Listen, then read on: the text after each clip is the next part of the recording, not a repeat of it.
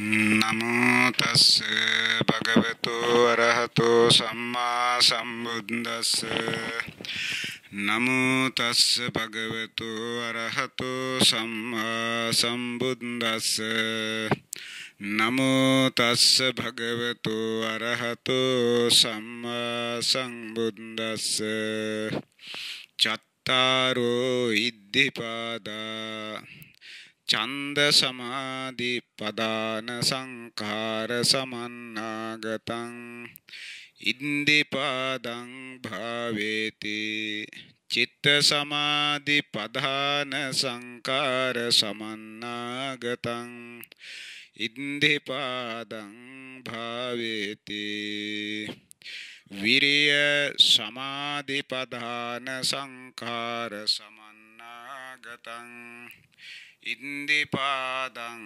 භාවේති විමංසා සමාධි පදාන සංඛාර සමන්නාගතං ඉන්දිපාදං භාවේති 37ක් වූ බෝධිපාක්ෂික ධර්මයන් අතර සතරක් වූ ඉද්ධිපාද ධර්මයන් මුල් කරගෙන කරන ලද දේශනාවෙහි ඉතිරි කොටස සඳහා අද මේ ආරම්භය. ඉද්ධි නාමයෙන් දසවැදෑරුම් ඉද්ධි පිළිබඳව ප්‍රථම දේශනාවේදී අප විසින් ප්‍රකාශ කරන්නට යෙදුණා.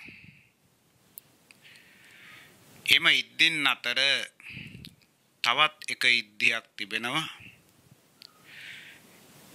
ඒකට කියනවා විකුබ්බන ඉද්ධිය.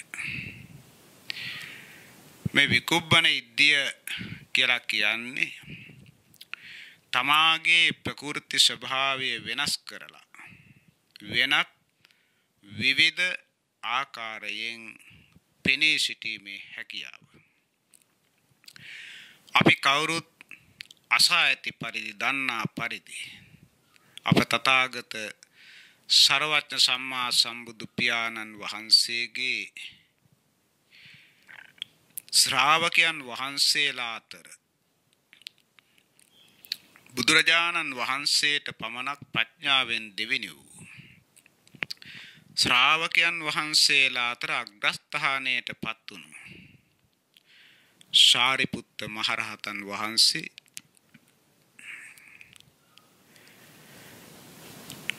ශාසනික කෘත්‍යයන් සිදු කරමින් ජීවිතයේ අවසාන භාගයට ළඟා වුණා. උන්වහන්සේ දිනක් මෙනෙහි කර බැලුවා පෙර බුද්ධ ශාසනවල බුදුරජාණන් වහන්සේ පළමුවෙන් පිරිනිවන් පානවද අග්‍ර ශාවකයන් වහන්සේලා පළමුවෙන් පිරිනිවන් පානවද? මෙසේ විමසා මෙනෙහි කර බලනකොට උන්වහන්සේට පෙනී ගියා අග්‍ර ශාවකයන් වහන්සේලා පළමුවෙන් පිරිනිවන් පානා බව. එනිසා තමන් වහන්සේගේ ආයුෂ පිළිබඳව විමසා බැලුවා. බලන විට උන්වහන්සේට පෙනී ගියා තමන් වහන්සේට තව මෙලව ජීවත් වීමට තිබෙන දින 7ක් පමණයි. දින 7කින් ආයුෂ අවසන් වෙනවා. එනිසා තමන් වහන්සේ යටතේ සිටින ශිෂ්‍ය සත්බ්‍රහ්මචාරීන් වහන්සේලාට ආමන්ත්‍රණය කළා. එවත්නි මට දැන් පිරිනුවන් පෑමට කාලය ආසන්නයි. එනිසා අපි දැන් සෑම දෙනාම ශාස්ත්‍රඥ වහන්සේ වෙත යමු.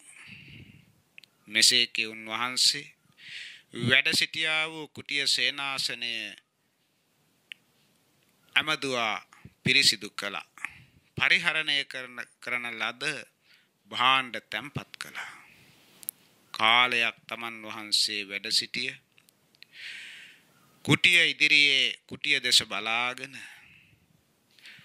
මෙපමණ කාලයක් වාසය කළ මේ ස්ථානයේ මේ අවසාන දැකීමයි කියලා සනිටුහන් කරගෙන සබ්‍රක්‍මචාරී සංඝ පිරිස සමග තථාගත බුදුරජාණන් වහන්සේ වෙත වැඩම කළා. එසේ වැඩම කරලා බුදුරජාණන් වහන්සේගේ ශ්‍රී පාදයන් වන්දනා කළා. වන්දනා කරලා කියා සිටියා, ස්වාමීනි භාග්‍යවතුන් වහන්සේ, මට දැන් පිරිනිවන් පෑමට සුදුසු කාලය ළඟා වී තිබෙනවා. නිසා මට පිරිනිවන් පෑමට අවසර ලබා දෙනසේක්වා. බුදු පසේ බුදු මහරහතන් වහන්සේලා යන නික්ලේශී උත්තමයන් වහන්සේලා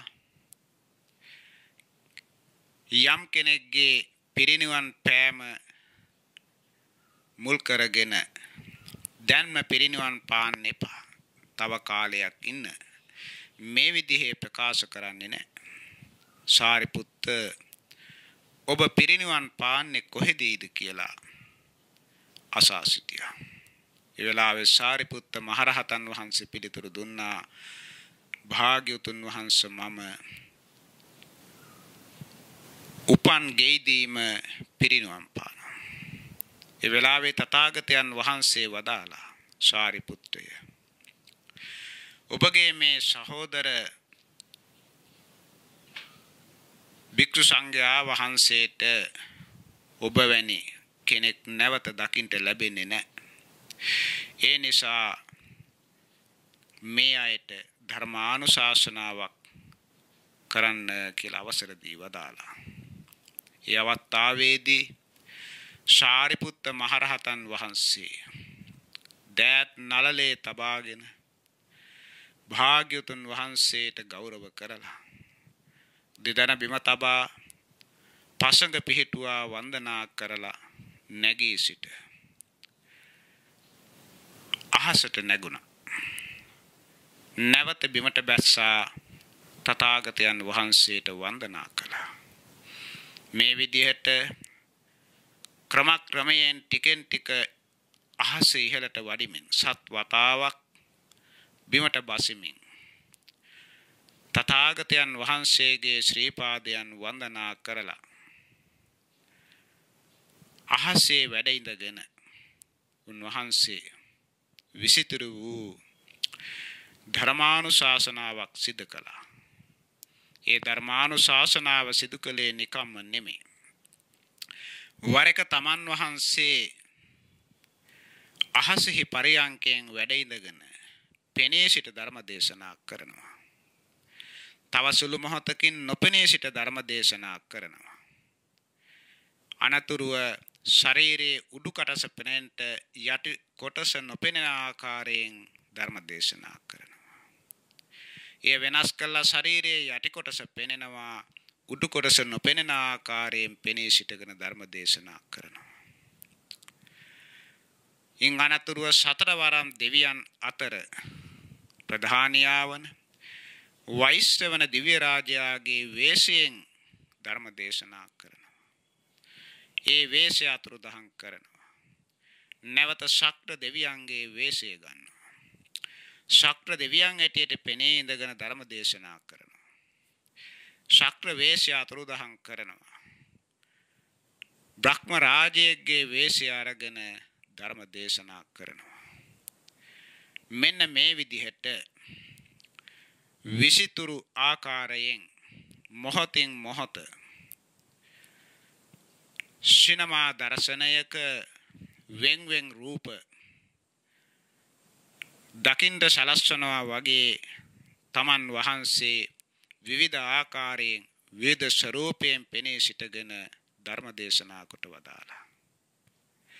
මෙන්න මේක සිදු කරනු ලබන්නේ අභිඥා ඥානයක් වන ඉද්ධිවිද ඥානය පාදක කරගෙන අදිෂ්ඨාන බලයෙන්.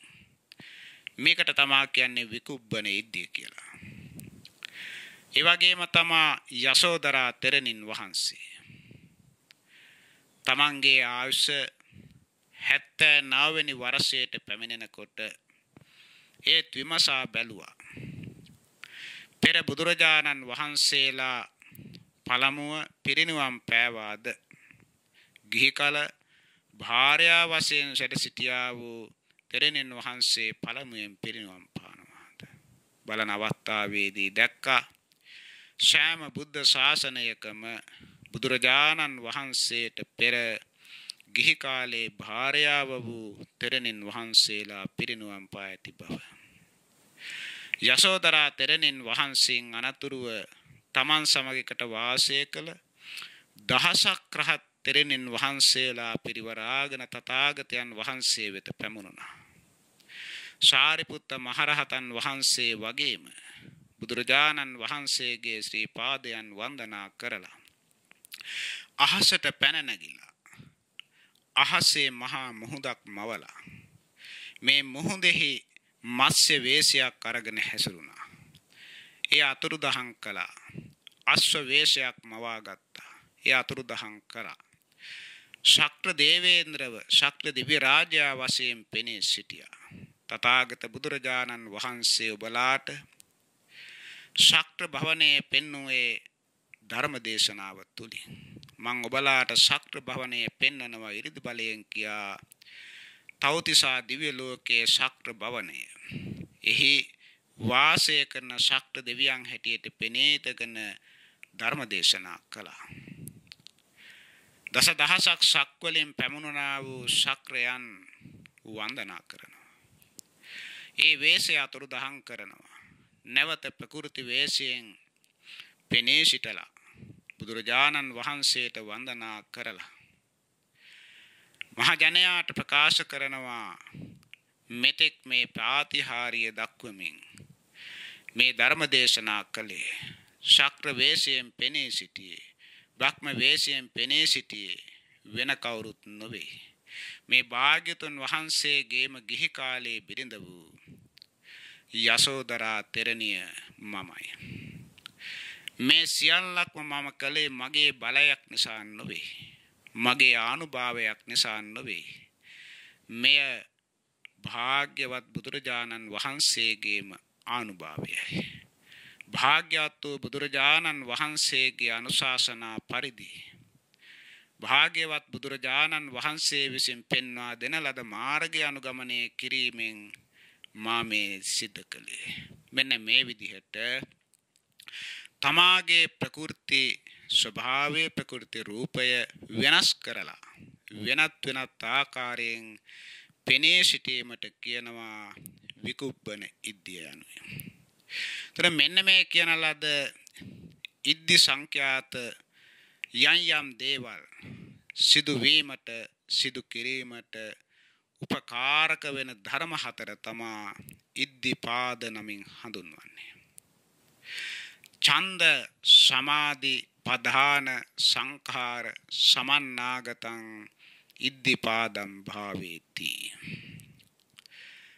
ඡන්දයෙන් හා සමාධියෙන් යුක්ත වූ පධාන සංඛාර සංඛ්‍යාත උත්සාහය යොදවමින් පළවෙනි ඉද්ධිපාද ධර්මය චිත්ත සමාධි පධාන සංඛාර සමන්නාගතං ඉද්ධිපාදම් භාවේති. චිත්ත සමාධි බලවත් වූ සිතසා එක්ව යෙදුනා වූ සමාධියෙන් යුක්ත වූ පධාන සංඛාර සමන්නාගතං ඒ සඳහා යොදවන ලද බලවත් උත්සාහයෙන් යුක්ත වුණු ඉද්ධිපාදය වඩනවා. විරිය සමාධි වීරිය හා සමග එක්ව යෙදුනා වූ සමාධියෙන් ඒ සඳහා යොදවන ලද පධාන සංඛාර සමන්නාගතං බලවත් වූ උත්සාහයෙන් යුක්ත වූ ඉද්ධිපාදයේ වඩනවා. විමර්ශා සමාධි ප්‍රඥාව මුල් කරගත්තු ප්‍රඥාව සමග එක්ව යෙදුණු සමාධිය පධාන සංඛාර සමන්නාගතං ඒ සමාධිය උපදවා ගැනීම සඳහා යොදවන ලද බලවත් උත්සාහයෙන් යුක්ත වූ ඉද්ධිපාදයේ වඩනවා. මෙන්න මේ සඳහන් කළේ ඉද්ධිපාද ධර්ම හතරයි. ඡන්ද, චිත්ත, විරිය, විමර්ශා. මේ ඉද්ධිපාද ධර්ම හතරෙහි චිත්ත නාමයෙන් හඳුන්වන්නේ සිතයි. ඡන්ද, විරිය, විමර්ශා නාමයෙන් හඳුන්වන්නේ සිතෙහි පහළ වෙන චෛතසික ධර්ම තුනක්. ඡන්දය නම් කැමැත්ත හෙවත් ඕනෑකමයි. සියලු කටයුතු සම්පාදනයට ලෞකික වූද ලෝකෝත්තර වූද යම් දෙයක් ලබා ගැනීමට යම් දෙයක් සිදු කිරීමට අනිවාර්යෙන් ඕනෑකම හෙවත් කැමැත්ත තිබිය යුතුයි. ඕනෑකමක් නැති තැන කැමැත්තක් නැති තැන යම් දෙයක් සාර්ථකව සිදු වෙන්නේ නැහැ. ඒ වගේම තමා විරිය. දෙවෙනි ධර්මය වීරිය. වීරියෙන් තොරව මේ ලෝකේ කිසිම ලෞකික අර්ථයක් සිදු කරගන්න බෑ. ලෝකෝත්තර ධර්ම උපදවා ගැනීමට අනිවාර්යයෙන්ම අවශ්‍ය වෙනවා වීරිය. ඊළඟට විමර්ශා නමින් හඳුන්වන්නේ ප්‍රඥාවයි. ප්‍රඥාවෙන් තොරව කිසිම කෙනෙකුට මේ ලෝකයෙහි ලෝකෝත්තර නිවන් අවබෝධ කරගන්න බෑ. ඊළඟට මේ කියන ලද ධර්ම හතර හා එක්ව යෙදෙන සමාධි නාමයෙන් හඳුන්වන්නේ ඒකාග්‍රතා චෛතසිකයයි. එතකොට මේ කියන ලද ඡන්දය අන්‍ය සමාන චෛතසිකයක්. ඒකාග්‍රතාව අන්‍ය සමාන චෛතසිකයක්. වීරිය අන්‍ය සමාන චෛතසිකයක්. විමර්ශා සංඛ්‍යාත ප්‍රඥාව කුසල පාක්ෂික චෛතසික ධර්මයක්. හැබැයි මේ ධර්ම සියල්ලම එකම සිතක් සමග කුසල් සිතක් සමග එකට පහළ වෙන්නේ. එසේනම් මේවා ඉද්ධිපාද වශයෙන් හතරක් වන්නේ කෙසේද? යම් අවස්ථාවක යම් කෙනෙක් ධ්‍යාන මාර්ගඵල අභිඥා උපදවා ගැනීම සඳහා නිවන් අවබෝධය සඳහා සමත විදර්ශනා භාවනාවෙහි නිරත වීමේදී වෙනත් කුසල ක්‍රියාවන්හි යෙදීමේදී ඡන්දයවත් කැමැත්ත මුල් කරගන්නවා. ඕනෑකම කැමැත්ත මුල් කරගෙන ඒ කාර්ය සිද්ධ කරනකොට එම අවස්ථාවෙහිදී වීරියත් ඒකාග්‍රතාවයත් ප්‍රඥාවත් ඒට අනුගත වෙනවා. යම් කෙනෙක් වීරියට මුල් තැන දෙනවා. කුසීතකම අලසකම පසුපස්වලා උත්සාහයෙන් වීරියෙන් යුක්තව භාවනා කරනවා. කුසල ධර්ම සම්පාදනයේ යෙදෙනවා. ඒ අවස්ථාවේදී පහළ වෙන්නේ කුසල් සිත්. හැබැයි මේ කුසල් සිත පහළ වෙනකොට එම කුසල් සිතේ වීරිය සමග ඡන්දයත් ඒකාග්‍රතාවයත් ප්‍රඥාවත් අනිවාර්යෙන් යෙදෙනවා.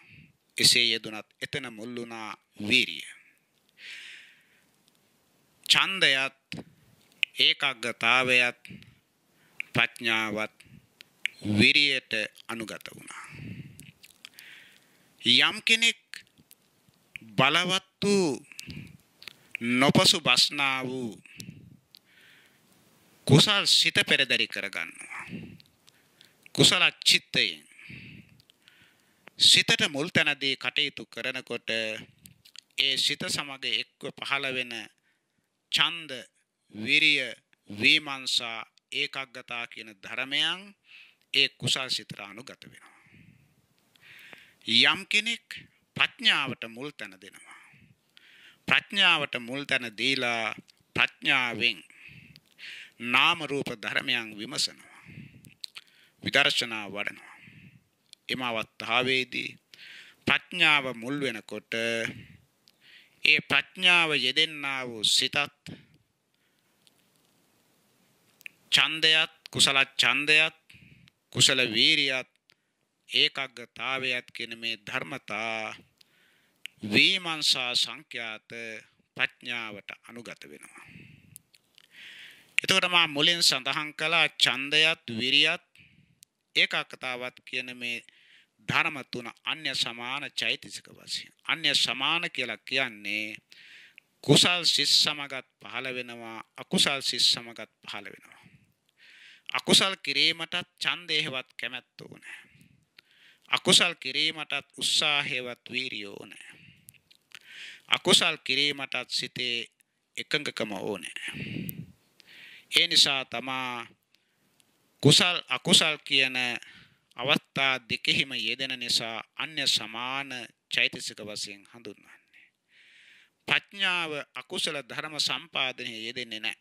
අකුසලයට හාත්පසින්ම විරුද්ධයි. ප්‍රඥාවන්තයා ප්‍රඥාව නිසා තමා අකුසලයේ බැහැල කරලා කුසලයේ වර්ධනය කරන්නේ. ඒ නිසා විමර්ශා සංඛ්‍යාත ප්‍රඥාව කුසල පාක්ෂික චෛතසික ධර්මයක්.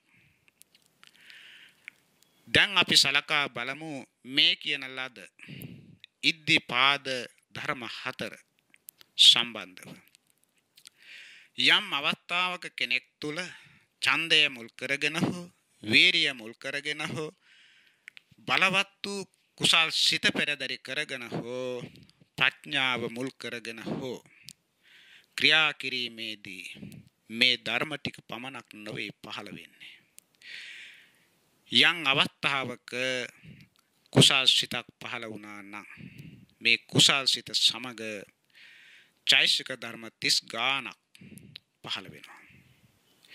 ඒ චෛතසික ධර්මයන් අතර විශේෂ ධර්මතා කීපයක් තියෙනවා. ඒ තමා වේදනා චෛතසිකය, සංඥා චෛතසිකය, චේතනා චෛතසික කියන මේ තුන. මේවට කියනවා සරව චිත්ත සාධාරණ. කියන්නේ සෑම සිතක් සමගම අනිවාර්යෙන් යෙදෙනවා පහළ වෙනවා. ඒතර මේ ඉද්ධිපාද ධර්ම වැඩියෙන් වශයෙන් ඒ කෙනා තුල පහළ වෙන්නේ මොනවද කියලා දැන් විමසා බලන්න ඕනේ. මේ ඉද්ධිපාද ධර්ම හතරම එක් කර ගන්නා විට චිත්ත ඉද්ධිපාදේ නම් සිතයි. ඒ තමා කුසල් සිත. මේ කුසල් සිතේ අනිවාර්යෙන් පහළ වෙන ධර්මතාවයක් තියෙනවා. සෑම සිතක් සමග පහළ වෙන වේදනා චෛතසිකය. කුසල් සිතක් නිසා මේ වේදනාවන් අතරින් උපේක්ෂා වේදනාව හෝ සෝමනස්ස වේදනාව පහළ වෙනවා. අන්නේ ඒ පහළ වෙන්නේ වේදනා චෛතසිකය. ඒ වේදනා චෛතසිකය ස්කන්ධ වශයෙන් ගන්නකොට වේදනා ස්කන්ධයයි. ඊළඟට කුසල් සිත සමග අනිවාර්යයෙන්ම සෑම සිතක් සමගම පහළ වෙන සංඥා නැමැති චෛතසික ධර්මයක් එකටම පහළ වෙනවා. ඒ සංඥාව ඇතුළත් වෙන්නේ ස්කන්ධ වශයෙන් සංඥා ස්කන්ධයටයි. ඊළඟට මේ කුසල් සිත සමග එකටම යෙදෙන චේතනා චෛතසිකයත්, ඒකග්ගතා චෛතසිකයත්, විරිය චෛතසිකයත්, විමර්ශානං වූ ප්‍රඥා චෛතසිකයත්, ඡන්ද චෛතසිකය හා එක්ව යෙදෙන සසු කුසල පාක්ෂික කුසල චෛතසික ධර්ම ඇතුළත් වෙන්නේ ස්කන්ධ වශයෙන් සංකාර ස්කන්ධයටයි. සිත විඥාන ස්කන්ධය. එහෙමනම් මේ සතර ඉද්ධිපාද වැඩියෙන් වශයෙන් පහළ වෙන්නේ වේදනා ස්කන්ධ, සංඥා ස්කන්ධ, සංඛාර ස්කන්ධ, විඥාන ස්කන්ධ කියන නාම ස්කන්ධ හතරයි. ඊළඟට ඒ තුලම ආයතන කෘත්‍ය සිදු කරන ධර්මතාවන් පවතින නිසා ආයතන වශයෙන් පහළ වෙනවා. චිත්ත ඉද්ධිපාද වශයෙන් හඳුන්වන චිත්තය හෙවත් සිත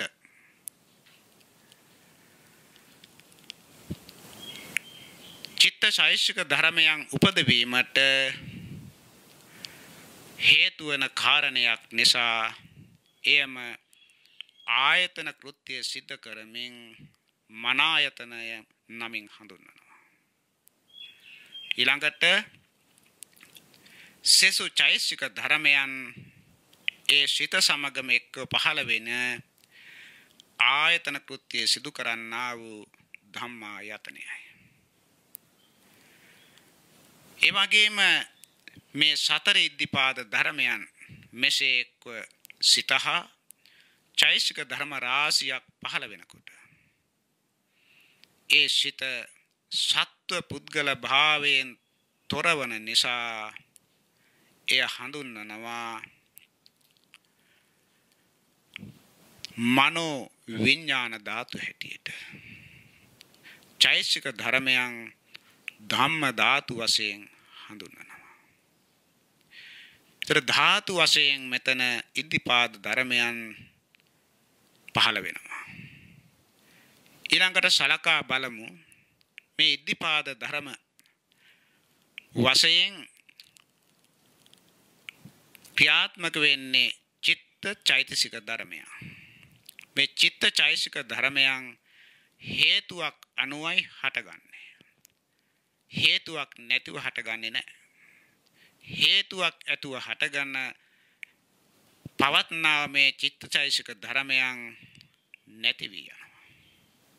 ඒතර ඇති වෙලා නැති වෙලා යනවා නම් යම් ධර්මතාවයක් වෙත්නම් එහි තිබෙන්නේ අනිත්‍යතාවයයි. ඒක අනිත්‍යතාවයෙන් පෙළෙනවා. ඒ දුක්ඛතාවයයි. එසේ නොවි පැවැත්විය හැකියාවක් නොමැතිකම අනාත්මතාවයයි. මේ අනිත්‍ය දුක්ඛ අනාත්ම කියන ත්‍රිලක්ෂණයට ඇතුළත් වන නිසා ඡන්ද චිත්ත විරිය විමර්ශ යන ඉද්ධිපාද ධර්ම හතරහ එක්ව යෙදෙන චෛසික ධර්මයන් සත්‍ය වශයෙන් ඇතුළත් වන්නේ දුක්ඛාර සත්‍යයට. ඊළඟට මේ ඉද්ධිපාද ධර්මයන් ඉපදවීමට වැඩිවීමට පහළවීමට යම් ධර්මතාවයන් හේතු වෙනවා නම් එය සමුදය සත්‍යයි. තථාගත බුදුරජාණන් වහන්සේ සත්‍ය විභංගයේදී සමුදය සත්‍ය විස්තර කරමින් කුසල මූල ධර්මද සමුදය සත්‍ය වශයෙන් පෙන්වා තිබෙනවා. එතකොට ඉද්ධිපාද ධර්මයන් හතර අතරෙහි විමර්ශා ඉද්ධිපාදය නම් ප්‍රඥාවයි.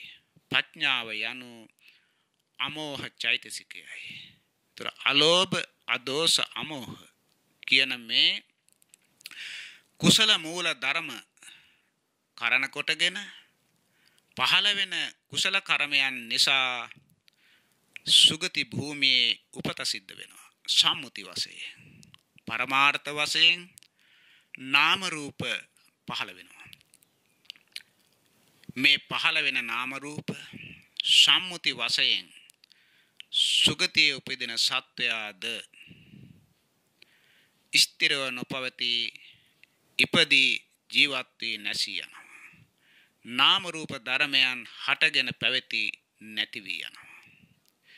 ඒ නිසා එබඳු වූ නාම රූප ධර්මයන් ඇතුළත් වෙන්නේ භවයටයි. අන්නේ භවයට ඇතුළත් වෙන මේ නාම රූප ධර්මයන් ඉපදවීමට හේතුපාදක වන කුසල මූල ධර්මද සමුදය සත්‍ය වෙනවා.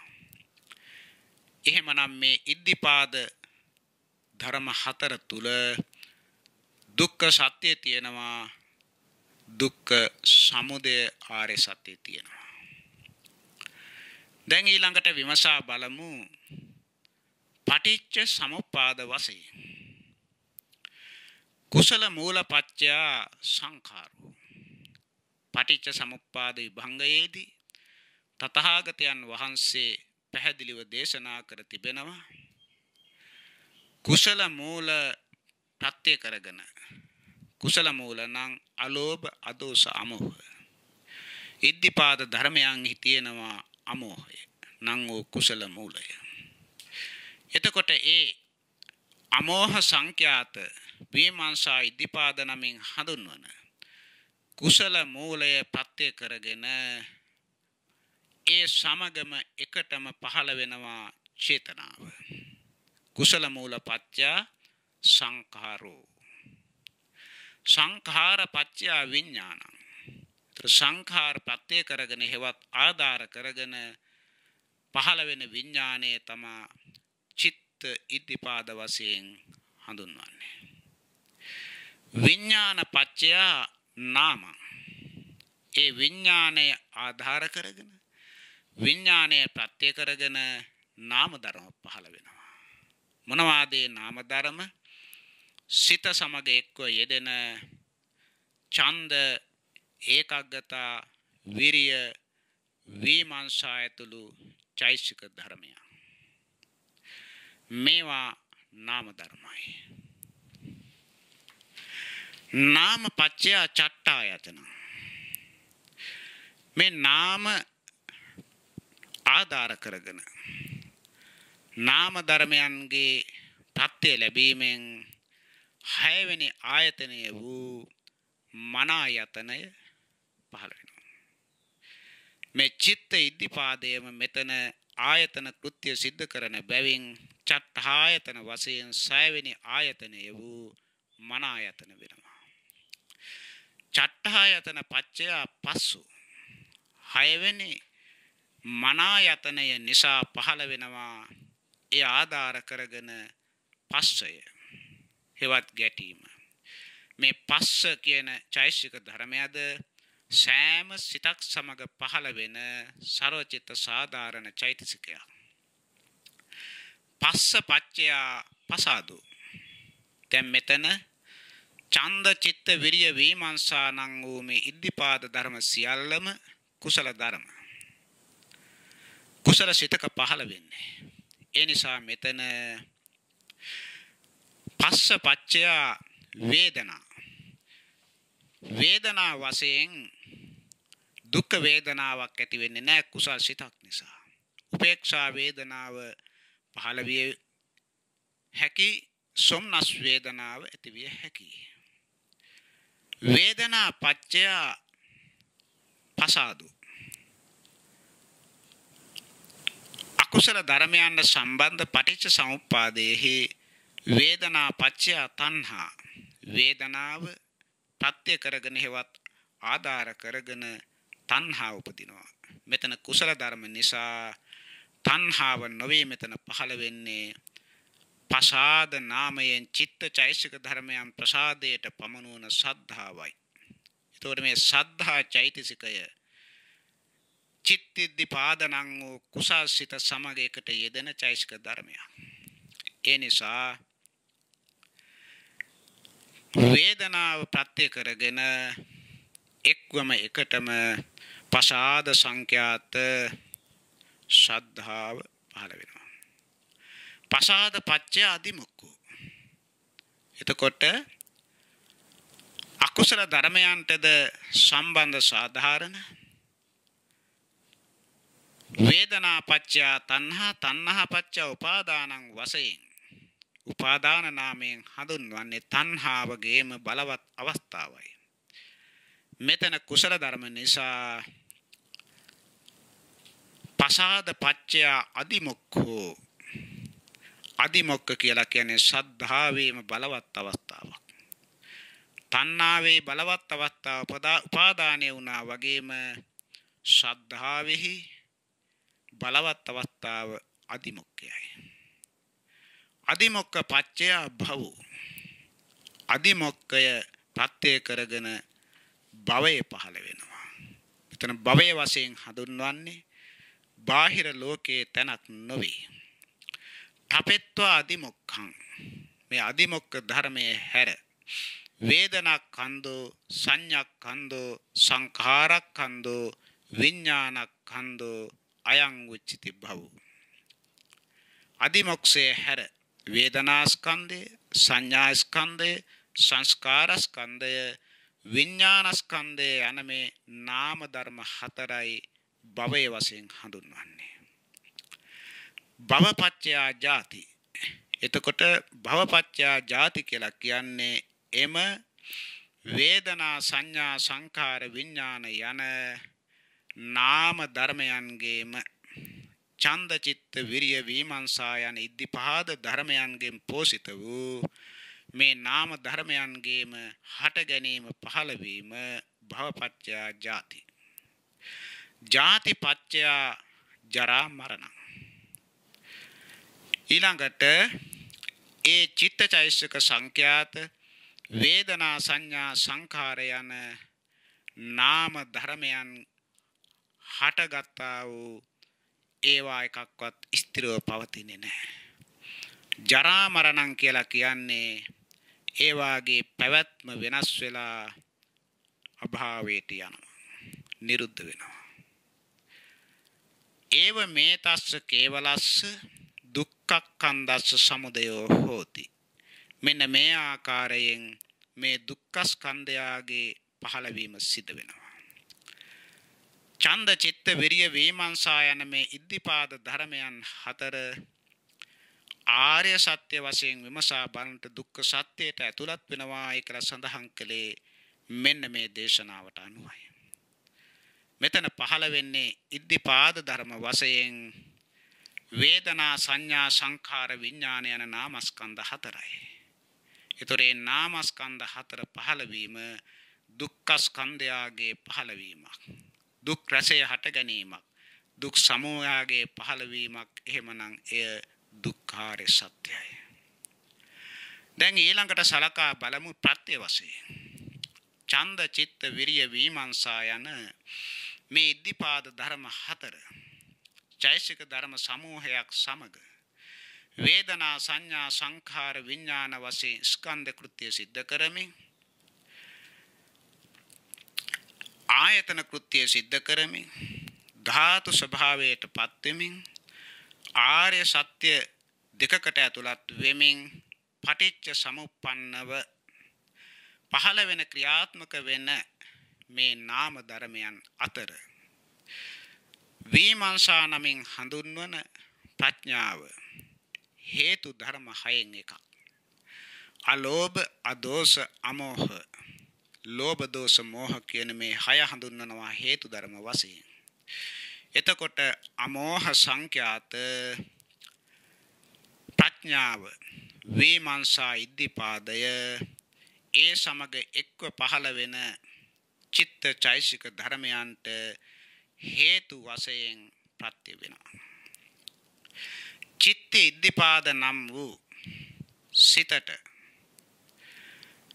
සෙසු ඉද්ධිපාද ධර්මයන් හා නාම ධර්මයන් අරමුණු වෙනවා. දැන් මේ දේශනාව අසාගෙන ඉන්නකොට ඡන්දය කියන්නේ මොකද්ද? ඒකාග්‍රතාවය කියන්නේ මොකද්ද? විමර්ශාව කියන්නේ මොකද්ද? වීරිය කියන්නේ මොකද්ද? චිත්තය කියන්නේ මොකද්ද වශයෙන් අපට දැනීමක් ඇති වෙනවා. ඒ දැනීම ඇති වෙන්නේ කුමක් නිසාද? ඒවා සිතට අරමුණු වෙන නිසා. ඒ නිසා මේ ඉද්ධිපාද ධර්මයන් ආරම්මන වශයෙන් ප්‍රත්‍ය වෙනවා. මේ ඉද්ධිපාද ධර්මයන් අතර ඒ හතරම හඳුන්වනවා අධිපති ධර්ම වශයෙන්. ඡන්දාධිපති, චිත්තාධිපති, විරියාධිපති, විමර්ශාධිපති කියලා අධිපති නාමයෙන් හඳුන්වනවා. අධිපති කියලා කියන්නේ සෙසු චෛතසික ධර්මයන්ට ඒ කෘත්‍යයන් සිද්ධ කිරීමේදී බලවත් භාවයට පත් වෙනවා. ඡන්දය මුල් වෙනකොට ඡන්දය අධිපති වෙනවා. වීරිය මුල් වෙනකොට වීරිය අධිපති වෙනවා. සිත මුල් වෙනකොට සිත අධිපති වෙනවා. විමර්ශා සංඛ්‍යාත ප්‍රඥා මුල් වෙනට අධිපති වෙනවා. ඒ නිසා මේ ධර්ම හතරම අධිපති වශයෙන් ප්‍රත්‍ය වෙනවා. ඊළඟට අඤ්ඤමඤ්ඤ පච්චයෝ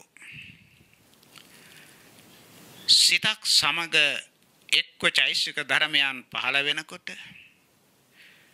සිතේ පහළවීමට හා පැවැත්මට චෛතසික ධර්මයන් උපකාර වෙනවා. චෛතසික ධර්මයන් හිතක් නැතුව පහළව නොවන නිසා චෛතසික ධර්මයන්ගේ ඉපැත්මට හා පැවැත්මට සිත උපකාර වෙනවා ආධාර වෙනවා. ඒ නිසා අඤ්ඤ මඤ්ඤ වශයෙන්ුත් මේ ඉද්ධිපාද ධර්මයන් ඕනොන්ට ප්‍රත්‍ය වෙනවා. ඊළඟට මේ ඉද්ධිපාද ධර්ම හතරම චිත්ත ඉද්ධිපාද සංඛ්‍යාත සිත සමග එකටමයි පහළ වෙන්නේ. එකට උපදිනවා, එකට පවතිනවා, එකට නිරුද්ධ වෙනවා. ඒ නිසා මේ එකට ඉපදීමට කියනවා සහජාත කියලා. ඒතර මේ ඉද්ධිපාද ධර්ම හතරම එකට පහළ වෙමින් සහජාත වශයෙන්ුත් පත්‍ය වෙනවා. ඊළඟට මේ ඉද්ධිපාද ධර්මයන් අතර විමර්ශා සංඛ්‍යාත ප්‍රඥාව ප්‍රඥා ඉන්ද්‍රිය නාමයෙන් හඳුන්වනවා. ඒ වගේම වීරිය විරිය ඉන්ද්‍රිය වශයෙන් හඳුන්වනවා. චිත්ත ඉද්ධිපාදනං වූ සිතත් ඉන්ද්‍රිය නාමයෙන් හඳුන්වනවා. ඒ නිසා ඉන්ද්‍රිය කෘත්‍ය සිදුවර නිසා ඉන්ද්‍රිය වශයෙන් ප්‍රත්‍ය වෙනවා. ඉන්ද්‍රිය කියන්නේ ප්‍රධානත්වයේ දරන නිසා. දේවින්ද දෙවියන්ගේ රජුට කියනවා දේවින්ද කියලා. මුනීන්ද්‍ර භික්ෂුන් වහන්සේලාගේ ප්‍රධානියාට කියන මුනීන්ද්‍ර කියලා. බුදුරජාණන් වහන්සේටත් මුනීන්ද්‍රයන් වහන්සේ කියලා හඳුන්වන්නේ නිසායි. ඒ වගේම නරින්ද කියලා කියන්නේ නර සංඛ්‍යාත මිනිසුන්ගේ ප්‍රධානියාණන් වූ රජු. ඒ නිසා නරින්ද කියලා කියනවා. අන්න ඒ වගේ තමා මේ චිත්ත චෛසික ධර්මයන් අතර යම් ධර්මයක් ප්‍රධානත්වයේ ධර්මින් ක්‍රියාත්මක වෙනට ඒවට කියනවා ඉන්ද්‍රිය කියලා. ඒ නිසා මේ ඉද්ධිපාද ධර්මයන් ඔවුනොවුන්ට ඉන්ද්‍රිය වශයෙන් ප්‍රත්‍ය වෙනවා. ඒ වගේම තමා ඡන්ද චිත්ත විරිය විමර්ශ කියන චෛසික ධර්මයන් හා සිත කියන මේ ඉද්ධිපාද ධර්ම හතරම සිත ඇසුරු කරගෙන චෛතසික පහළ වෙනවා. චෛතසික ඇසුරු කරගෙන සිත පවතිනවා. ඒ නිසා එසේ යම් දෙයක් ඇසුරු කරගෙන පැවැත්මට කියලා කියනවා නිස්සය කියලා. ඒ නිසා ප්‍රත්‍ය වශයෙන් මේ ඉද්ධිපාද ධර්මයන් ඕනොවුන්ට හා සෙසු චෛසික ධර්මයන්ට නිස්සය වශයෙන් ප්‍රත්‍ය වෙනවා. මේ එක සිතක් තුළ ක්‍රියාත්මක වෙන ආකාරයයි. යම් අවස්ථාවක ඉද්ධිපාද ධර්මයන් වැඩිීමේදී පළමුවෙන් උපදවන කැමැත්ත පසුව කුසල ධර්ම සම්පාදනය සඳහා කැමැත්ත ඉපදවීමට ආධාර වෙනවා. පළමුවෙන් යොදන බලවත් කුසාසිත පසුව පහළ වෙන කුසාසිත වලට උපකාර වෙනවා. පළමුවෙන් යොදන වීරිය පසුපසු උත්සාහයට වීරියට ආධාර වෙනවා. පළමුවෙන් උපදවා ගන්නා ප්‍රඥාව පසුවට පහළ වෙන ප්‍රඥා ධර්මයන්ට උපකාර වෙනවා. වර්තමාන ජීවිතයේ ඉගෙනීමෙන් භාවනාවෙන් සාකච්ඡාවෙන් ධර්ම ශ්‍රවණ මේ ආදී යම් ක්‍රමයකින් ප්‍රඥාව දියුණු කරනවා නම් ඒ කෙනාගේ ප්‍රඥාව මතු භවයට උපකාර වෙනවා. භවයෙන් භවයට වර්ධනය වෙනවා. අප මහ බෝසතාණන් වහන්සේ සාරා සංඛ්‍ය කල්ප ලක්ෂයක් මුළුල්ලේම පාරමී පිරින් වශයෙන් ආපු මේ ගමනේදී භවයක් පාසා ප්‍රඥාවන්ත ජීවිත ලැබුවේ වර්තමාන ජීවිතයේ පමණක් නෙවෙයි. අතීත භව සංසාරවල දියුණු කරගෙන ආවා වූ ප්‍රඥාව මුහු කරවමින් විසදවමින් භවයෙන් භවයට උපකාර වීම. ඒතර මතුවට උපකාර වෙන බලවත් ආකාරයෙන් උපකාර වෙන ස්වභාවයට කියන උපනිශ්චය. ඒ නිසා උපනිශ්චය වශයෙන් මේ ඉද්ධිපාද ධර්මයන් ප්‍රත්‍ය වෙනවා. ඒ වගේම තමා චිත්ත ඉද්ධිපාද සංඛ්‍යාත සිත තිබුණොත් තමා ඡන්ද විරිය විමර්ශා කියන චෛසික ධර්ම සංඛ්‍යාත ඉද්ධිපාදයන් පවතින්නේ. ඒ නිසා අත්ති වශයෙන් අත්තිපච්චයෝ කියන ක්‍රමයට අත්ති වශයෙන් මේ ඉද්ධිපාද ධර්මයන් ඔවුනොවුන්ට ප්‍රත්‍ය වෙනවා. චෛතසික ධර්මයන් තිබුණොත් තමයි සිත පවතින්නේ. ඒ වගේම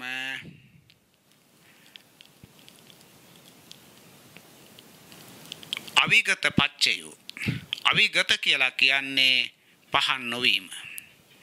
සිතක් පහළ වුණා.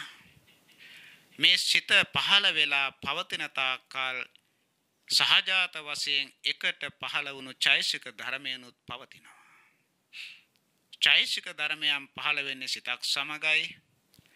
පහළ වූ චෛතසික ධර්මයන් නිරුද්ධ නොවන තාක්කල් සිතත් නිරුද්ධ නොවේ පවතිනවා. අවිගත කියලා කියන්නේ ඉවත් නොවීම, පහන් නොවීම.